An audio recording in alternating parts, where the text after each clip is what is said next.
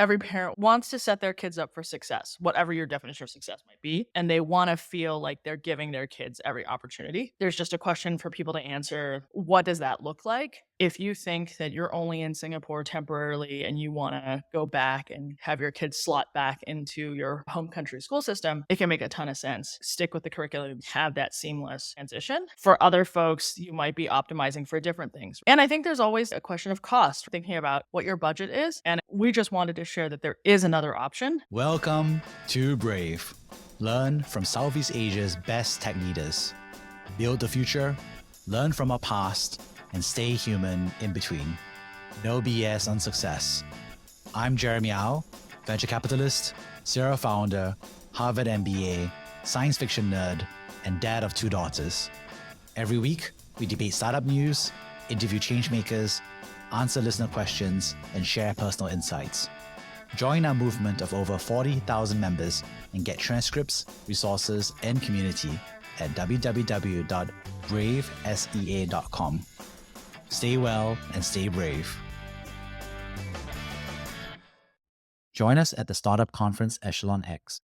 Engage with over 10,000 of Asia's innovators and decision makers on May 15 and 16 at the Singapore Expo. We have 30 exclusive complimentary tickets for our podcast listeners. Sign up and use the promo codes BravePod or ECXJeremy to claim your free tickets now. Join us at the Startup Conference Echelon X. Engage with over 10,000 of Asia's innovators and decision makers on May 15 and 16 at the Singapore Expo. We have 30 exclusive complimentary tickets for our podcast listeners.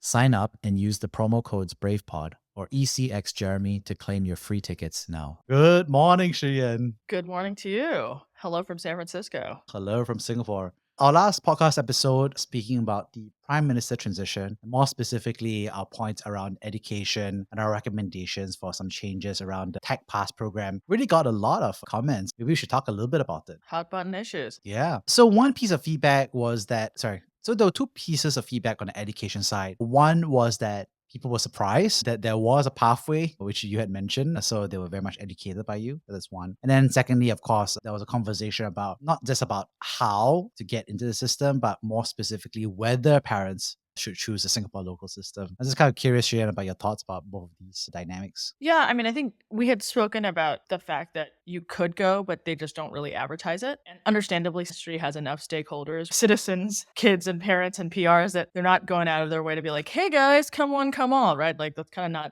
probably not in the conception of their job description. So the fact that it does exist and people are aware of it, I think hopefully is helpful to some people who might want to consider it as another option. I think on the whether it's a good idea for you, I think educational decisions are really incredibly personal. And there's nothing that can get a group of parents riled up like talking about school. And I think that is true regardless of the country or system that you exist in. I'm here in San Francisco. I had dinner with a couple of friends last night and big debate over public or private, San Francisco, Oakland, Peninsula. There's like a huge, I think every parent wants to set their kids up for success, whatever your definition of success might be. And they want to feel like they're giving their kids every opportunity. There's just a question for people to answer. What does that look like? And if you think that you're only in Singapore temporarily and you want to go back and have your kids slot back into your home country school system, it can make a ton of sense. Stick with the curriculum, have that seamless transition. And I think for other folks, you might be optimizing for different things. You might want a more international experience. So you might choose different curriculum or have kids coming from lots of different places, not just primarily your home country. And I think there's always like a question of cost, which is what kind of started that conversation initially, which is that a lot of these private international schools are really expensive. And if you're a startup founder, it might just not be in your budget to pay 40, 50K a year per kid while you're trying to get your business off the ground. So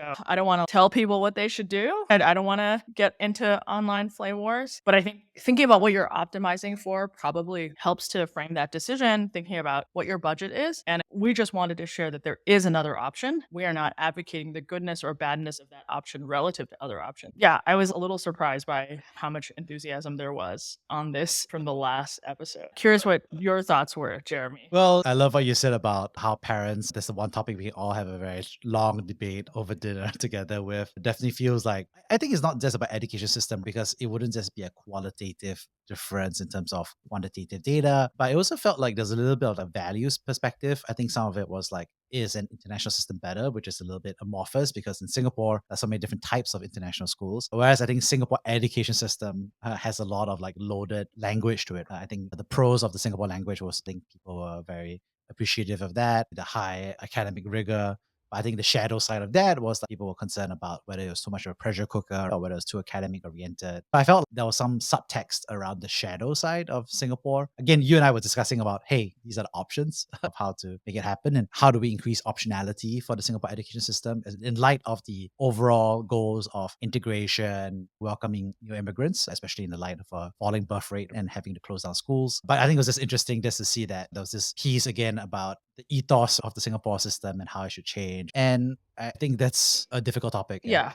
To bring it back to parents, though, I do feel like sometimes parents are the source of some of the pressure, right? They took away exams from primary one and primary two. And then the parents are like, but if there's no exam, how am I going to know how my kid is doing? And then, of course, for profit tuition centers are like, hey, pay us. We'll test your kid. We'll tell you how they're doing. And so I think there is an interesting, like, as a parent, I often ask myself, what is it that really matters at the age that this kid is at? A little bit like, don't freak out about the, I don't know, keeping up with the Joneses or competing on something that you don't actually need to compete on. Because if we took a step back, as a country, shouldn't we want everyone to be as literate and as numerate as possible? It's not a zero-sum game, right? We would all be happy if more people developed more competencies. It's not that there's like a limited set of people who can acquire knowledge. We should actually want everyone to be competent in as many things as possible. And I think the argument that has been made to me is, okay, but there's a limited number of good jobs. So there's always going to be some competition at the end. And I was thinking about that and I was like, is that true? I don't know if that's true. There's probably a limited number of jobs at Goldman, but Goldman is merely one small slice of the possibility that the world holds. And I think there is something to be said about a lot of the competitive nature. The Singapore school system, to me, sometimes feels like an output of the older paradigms, like from third world to first, right? If you're like, okay, I'm EDB and I brought in these jobs and there's only X number of jobs, then I need to compete to go get those jobs because everything else is way worse. But I don't think that's the case anymore. We have made the transition from third world to first. We are in a global economy. We are encouraging people to innovate, start companies, and there's no limit to that. And I do think there's a really interesting question about what is the purpose of competition? And like, when does it serve us and when does it not serve us? I think it's actually a pretty good question, which is that is there a limited number of good jobs? And what I would say in response to that is there's a limited number of guild jobs. So now there are only certain jobs or professions where there are quotas, right? So there's a certain number of folks that are being trained. And I would say, for example, when we look at the professions that require very high academic level rigor, right? So you look at the lawyers, I think the doctors, some of the scholarships that are available out there. I think those are limited by quota by a certain level in terms of the intake system. So I think that's maybe one classic definition of what a good job has been. And I think there's a much larger set of jobs that are now available in the private sector as well. So that's already true today. And I think that's going to be more true in the next 20, 30, 40, 50 years when our kids grow up. Yeah, but I think even the definition of job has expanded, which is that with the internet, your job, you could be serving anyone globally and you're not limited to some corporate headquartered here's job. And if you think about a Singaporean, the average Singaporean is more well educated, has more access to education than the average person in region. And so from a competitive perspective, it's actually better positioned if you want to think in that paradigm. I think that's a very fair point that you have, which is the Singapore education system has a lot of angst and I think frustration internally within Singapore, I would say that comes true. But from the outside, across the region, in the US, Singapore education system is the envy of many parents in terms of cost and outcomes. So I think it's a very interesting dichotomy. It's like the moment you take the flight out, then everyone's very positive about the Singapore education system, especially from the policymakers' perspective as well. But then once you're inside the borders, then people can be quite unhappy. Some people. Yeah, I don't know how to resolve that other than I get it, right? I feel like when I was growing up, I didn't know that there were so many jobs. I thought there were maybe like 5 jobs in the world. Now I want to know what those 5 are. Doctor, lawyer, engineer, a nebulous business person, but like I didn't really know what that was. And then when I went to college, you know, when you go to their first career fair, and there's all of these companies companies with their little tables, and you're like, what's this company? Like, I've never heard of this company. Who are all these people? What do they do? I didn't know what a management consultant was. I didn't know what an investment banker was. I didn't know there were so many people involved in the semiconductor value chain. I mean, there's a million things I didn't know, right? I was very dense, but now everyone grows up with the internet, so they know a lot more than I did. That sense of like possibility and that openness to it hopefully can help people calm down a little bit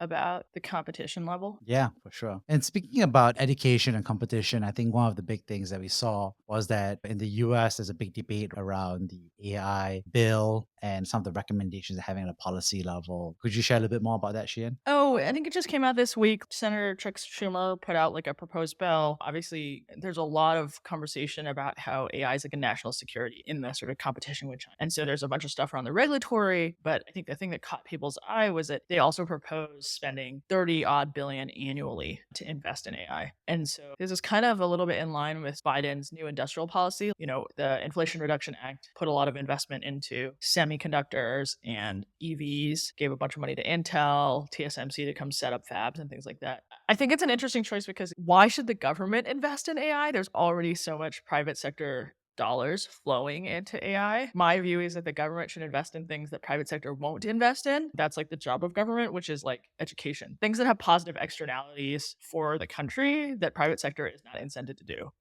Putting more dollars in an already crowded space. And so I thought that was like an interesting thing. I don't know if people are familiar, but education in the US is funded in a very bizarro way. So you can think of America as like a country, but education is actually funded in a really local way. It's funded by property tax. And so depending on where you live, the amount of funding going in education can be super different. And you can also imagine if you live in a place with really expensive houses, you have more money. And if you live in a place with cheaper houses, you have less money. There's no national curriculum. So what you learn in Arkansas could be wildly different from what you learn in Massachusetts. And that just seems like a very, like as a Singaporean, I think that seems really counterintuitive to me. That like conceptually, as a government, you should be like, how do I increase the marginal productivity of all my citizens in the most dollar efficient way? There's historical reasons, right? I mean, it's really hard to rule a country with 300 million people. And so you do need local control. But it is a system that to me seems to exacerbate inequality because if you're poor, you probably don't live in a place with multi-million dollar houses. And so if you think about it like a pure country competitiveness perspective, like to me, I'd rather the government spend 30 billion on education and improving the quality of that instead of trying to fund more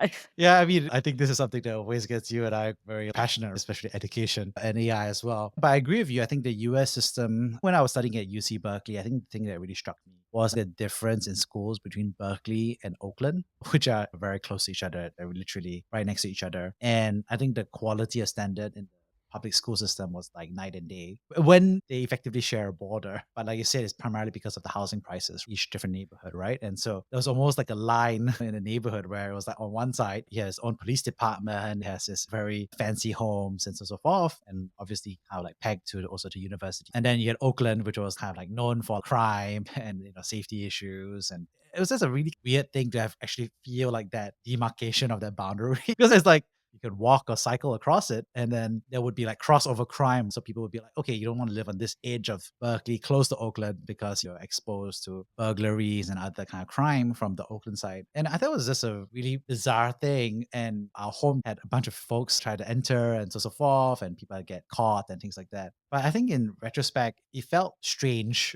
to have that thing because the kids on one side and you're born on one side of the demarcation is the same as the kids born on this side. But the spend, like you said, on education is dramatically different and the outcomes are different. And then I think there's this goal, I think, at the university level to try to equalize for that, where they say, like, hey, if we come from this district, we can have a lower academic entrance requirements and we're taking a more holistic point of view. They don't And say then it if you that come way. from a, sorry, there's a nicer way of saying that, but that's how I kind of took the parlance of that, right? Because they look at they look for the best GPA within your school, right? So some schools have better GPAs and some other schools have on average lower GPAs, but it's a way to equalize some of those outcomes and create some of that diversity. Yeah, it's crazy. And I mean, I have friends whose kids are in public school.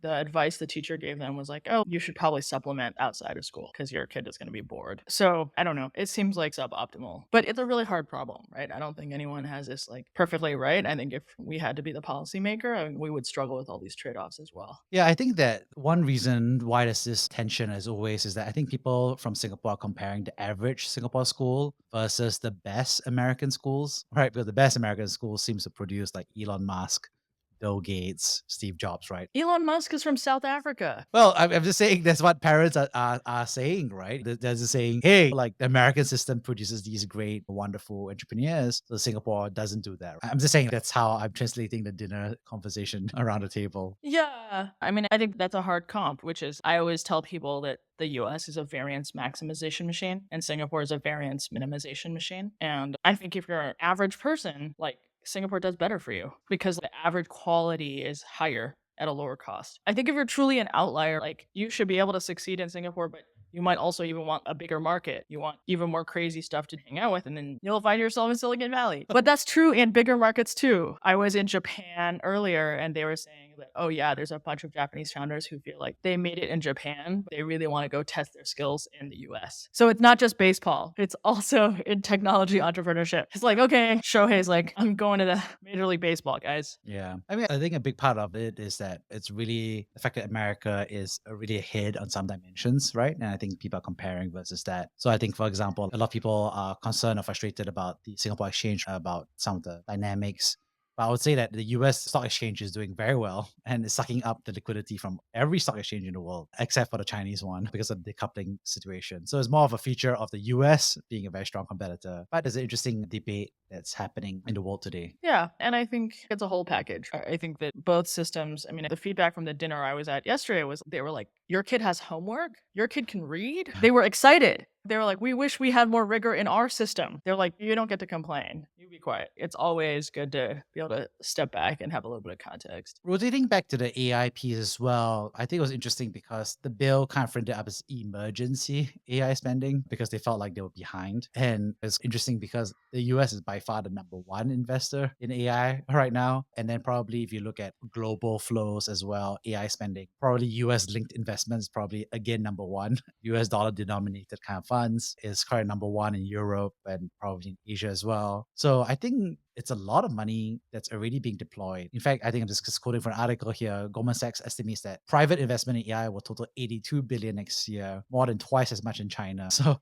I think adding another 32 bill feels like a big push. Yeah, but I mean, I would say that the pace of development in AI has been truly incredible, right? They just announced GPT-4 Omni. Crazy. It's like her, right? Like the movie, if you've read Diamond Age, like having that sort of agent that can like talk and interact with you without the stuff of sci-fi. It's amazing. I think there's so many more industries that are going to be disrupted. You're like, oh, like Chegg, right? Chegg stock price dropped when GPT-3 was released. And now, if you think about everything else, anything that's language related, Duolingo. Do I need to pay for Duolingo if GPT can do it for me? And collecting more and more examples of people being like, oh, I didn't even need my analyst to do this. I just uploaded the data, asked questions of the GPT, got it back, and it was like quick and easy. So I think trying to think about there is the money being spent on pushing the boundaries of what the technology can do. But then there is the question of who's going to get the value capture once that stuff is actually put into production and applied to very specific industry use cases. I think the US worry is that they might put out all this great technology, but a lot of the know-how around the hard arts of manufacturing and supply chain were outsourced in that first wave of globalization, and it's hard to bring back. So there's a delay on the TSMC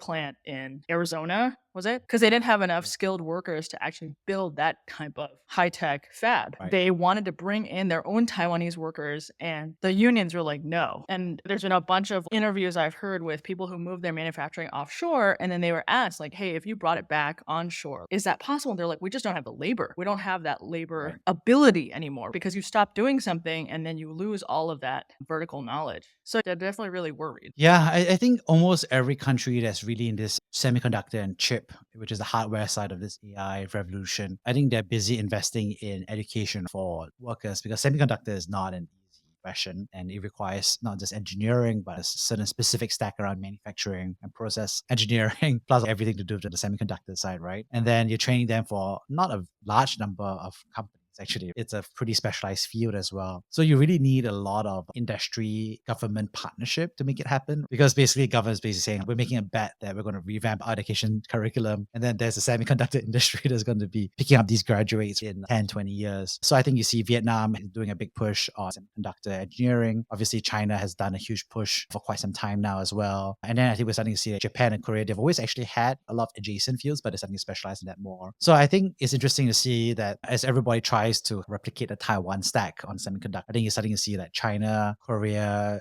Japan, and Vietnam seem to be doing a more cohesive whole of government plus industry partnership work to make that happen. Whereas I think it's structurally a little bit currently more difficult in other places that don't have the education push, but also the kind of cohesive push as well. Yeah, but the secret sauce the US has is immigration, right? That's the way That's that they true. I mean, that's where Elon you Musk came get from, what is right? it? PhDs. Yeah, yeah, but also like PhD programs, STEM PhD programs are overwhelmingly immigrants. And I think that's probably slowing. You probably have fewer Chinese and Indian PhDs than you did 10, 15 years ago. That's how they counteract it. It's you want to work with the latest stuff, you want to work with in the deepest capital market, you got to be here. Like a different strategy to how do we get the intelligence to work on the problems. Yeah, I guess what the strategy is to eventually find the top 1% of all these countries: Vietnam, Korea, Japan, China, semiconductor, skim the top. But I think that's actually a fair point that you had, which is that it circles back to our education point, which is that I think the reason why around the dinner table people feel like there's Elon Musk and Bill Gates is that their university system is actually very open. I myself studied in the US, right? I did well. The Singapore system as well as American SATs. And then I got opportunity to go to American university. I think the K-12 system of America is what we're saying has its own structural issues that we were just talking about, right? That's the equivalent of primary one to secondary four and junior college in Singapore. I think that's difficult in the US.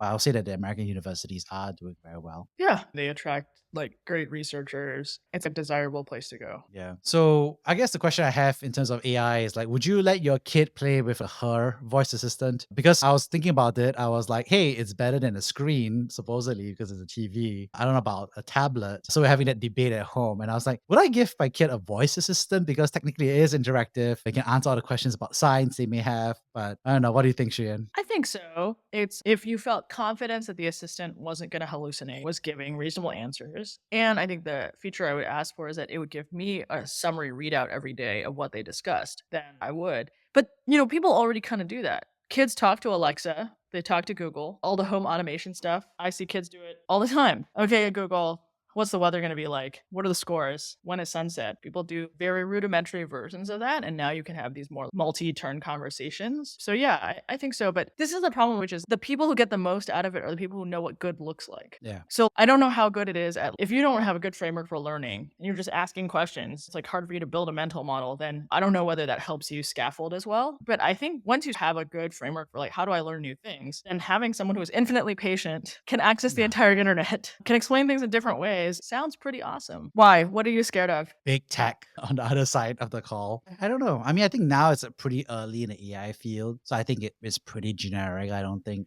there's not too many levers in the system. It's like the good old days of the early games of video games, where the video games were fun, but not overly engineered to really hook you too hard. And now I can't play a video game. It's just that there's too much stuff that's awesome about video games, but actually based on psychology, right? And persuasion and all these lottery dynamics inside the games that I love, right? In other words, I think there's a difference between unrefined sugar versus refined sugar, right? Oh, interesting. Yeah. So you're worried that they kind of get sucked in too easily. If somebody had a more nefarious purpose, they wouldn't know what was happening. I think that there isn't necessarily a nefarious moment right now because it's like the early days of the internet. It's just everybody is a geek online. But I do believe that over the future, I wouldn't use the word nefarious, but probably commercial. I think there's a lot of unstated systemic biases that push a system towards. So I would believe that as we see for voice assistants right now, they're just trying to be helpful and try to just address the problem. But I can imagine that over time, just like every other industry that's consumer oriented, is going to be fine tuned towards being more engaging, to more of a hook, repetition, to upsell over time. Like I said, I don't believe it's the current perspective. I don't believe there's any specific player's perspective. I'm just saying that if you look at the video game industry, it used to be you buy one game, you enjoy it for a certain amount of time. Now today we've moved on to microtransactions, right? Subscriptions, loot boxes, kind of like a gambling mechanics. Is this a natural piece of the industry incentives over time? So maybe before you let them do that, you have to teach them psychology to look out for these gotchas, right? I don't know. When I was growing up, my dad always said the same thing over and over again, which there's no such thing as a free lunch. And if it looks like a free lunch, something's wrong. So figure out what's wrong. And so I think that does breed a natural suspicion when somebody repeats it to you over and over again. And so maybe that's what we actually need to teach people is it's the same thing as like teaching people to be careful on the internet for fishers or scammers, learning about the things to watch. Just like we teach them how to cross the street, you have to teach your kids how to beware of these behavioral hooks. We have to tell Nir Ayal to write a new book. About AI voice assistants. No, about teaching how do you help your kids ward these things off. Oh, you know what? That is the hook. I would say that is a much better, that's a good version of it. Is the application, right? The practical version of how to teach. I think for me, what I think about is that certain industries, for example, I was reading about the processed food industry. I think a lot of people say, hey, I can't help but be obese. They feel powerless, that they're overweight. I thought it was an interesting dynamic because if you go back 100 years ago, there was no such thing as people who are obese, right? It's just an impossible thing to have. But because of the surplus of food, that's one side by the processed food industry. And I read this great book that I can't recall the name of right now, but I think it's like Salt, Sugar, Fat, which is about the processed food industry and some of the mechanics of the decision making they had. And I think the big realization I had was if you live in certain food environments where most of the food is processed food, you look like you're eating a candy bar or something like that. But actually, on the other end, it's like a full football team. You know, and what I mean by that is you think you're playing football with like one piece of like granola bar or some candy bar. But actually, on the other side is a huge team, right? There's the psychologists, the food scientists, the MBAs, the accountants. Like there's a huge team. And this candy bar with its highly tested wrapper, with its positioning and channel partnership and distribution that creates that environment. And so I think that's something that I'm kind of mindful of right now, which is that it feels like obviously as a parent, you have to educate yourself and the kid about these things. But I'm just saying like, there is a structure. It's not a one-to-one tug of war. Cool. I feel like capitalism, man, it's doing its job. Yeah, capitalism is doing its job. It's got to make more capital. Okay, you know what I would say? If talking about a kid and an AI voice assistant, I think the biggest structural bias that AI voice assistants will have is not the upsell and so on and so forth. I think the biggest thing they will say is that AI is human. Is the biggest structural bias that AI will have in terms of voices. That talking to an AI is equivalent to talking to a human. I think that's the biggest push from a user interface perspective. There's an explicit goal. The implicit dynamic is an equivalence. And I think that's going to be a very interesting conversation, which is talking to your mom or dad about the birds and the bees, equivalent to talking to an AI about the birds and the bees. Like I said, from an information and knowledge utility basis. Yeah, it's possible your AI will know Exactly, more. right? I don't know. It's kind of like, when you call customer support, sometimes I don't really actually want to talk to a human. It's like faster for me to process my own issue through the flow. So I don't know. AI is probably better than humans at some things. I think they're going to be better at always having a pleasant conversation, which is why I think there's a lot of debate around AI teddy bears because people are putting AI into children's toys. And there's a big debate. I think it's going to be a witch hunt about AI teddy bears soon, but that's my gut feeling as a not knowing humans as well. It'll be a witch hunt soon. But I think the concern is real, which is that it goes back to the bubble, social media bubbles that we're all in, the algorithm and all that stuff, is that I think what AI is really good at is that you no longer need to have a difficult conversation because you can always have a perfect one with AI instead. And I think there's going to be the interesting substitution effect that AI will have. That'll be my concern about letting kids use an AI teddy bear. I'm going to have to noodle on that one. But I mean, maybe the positive version of that is that more people will learn to communicate pleasantly. I hope so. Because I mean, I think because one issue is that why do you have unpleasant conversations? Sometimes there's just it's unavoidable because there's some things that bad happen, but sometimes it's the other person or you are not good at communicating. So there's like a crossed wire situation. You don't have the skills to navigate that conversation. And so maybe if people practice more, then they get the skill of doing it. Why are all the chatbots in the GPT store, like the most popular ones are like dating, right? Like the girlfriend bot. The positive spin on this is that people are actually practicing their social skills and getting better so that when they interact with real people, they have that.